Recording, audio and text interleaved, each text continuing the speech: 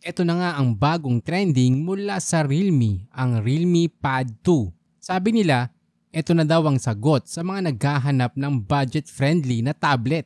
Kaya in this video, aalamin natin kung may ibubuga ba talaga to o puro gimmick lang. Para magkaroon ka din ng option, ikukumpara natin to sa Xiaomi Pad 6 dahil hindi naman nagkakalayo ang presyo nitong dalawa. Sa oras na ma-upload ko ang video na to, mabibili ito sa halagang 17,999 pesos para sa 8GB RAM at 256 internal storage. Ito ay may 11.5-inch IPS LCD display, 1200 by 2000 pixels at 120Hz refresh rate. Pagdating sa display, mas malaki ito kumpara sa unang version ng Realme Pad at Xiaomi Pad 6. Standard naman ang IPS display para sa gantong price ng tablet. Well, para sa akin, mas maganda pa rin ang display ng Mi Pad 6 dahil mas mataas ang resolution nito na aabot ng 1800 by 2880 at refresh rate na aabot ng 144Hz. Dahil aanhin mo nga naman ang malaking screen kung hindi naman ito makakapag-produce ng magandang quality. Pagdating sa chipset, ito ay pinapatakbo ng Helio G99 at Mali G57 GPU na na-release noong 2022 at di hamak na mas malakas kumpara sa older version nito. Pero mas malakas naman ang processor ng Mi Pad 6 dahil ito ay naka-Snapdragon 870. Ang advantage naman ng Realme meron itong SIM card slot para sa LTE. Meron na itong 8GB RAM at 256 internal storage na sapat na para sa gaming at multitasking.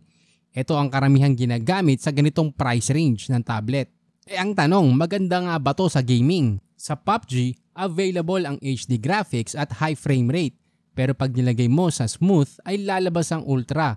Ito ang ginamit ko dahil medyo ramdam ko ang pag-drop ng FPS pag nasa HD graphics. Pagdating sa settings na to, wala naman ako naging problema. Kapag ginagamit mo o nilalaro mo ang device mo, dapat hindi lalagpas to sa 43 degrees Celsius ang temperature dahil ito yung pinaka-safe limit.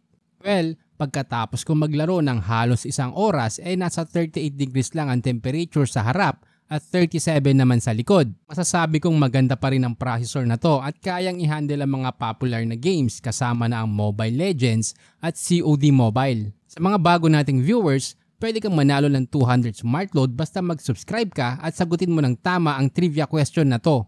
Sa camera, hindi pa rin ito nagbago at gamit pa rin ang 8 megapixel at kayang mag-video record ng 1080p at 30fps. Para sa akin, mababa to lalo na't ang kalaban niyang Mi Pad 6 ay merong 13 megapixel at nakakapag-record ng 4K at 30fps. Sa selfie camera naman ay meron itong 8 megapixel. Tumaas naman ang battery at charger nito kumpara sa unang version dahil ito ay may 8,360 mAh at 33 watts charger. Pero mas mataas pa rin ang kakompetensya nito na Pad 6 na mayroong 8,840 mAh.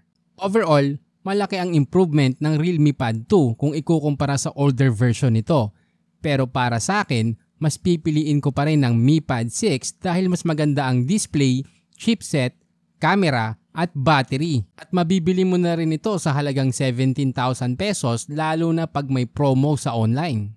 Ang tanging lamang lang ng Realme yung kanyang SIM card slot. Pero the rest, pinakain ito ng alikabok ng Xiaomi Pad 6. Kung naghahanap ka ng best smartphone ngayong 2023, just click here.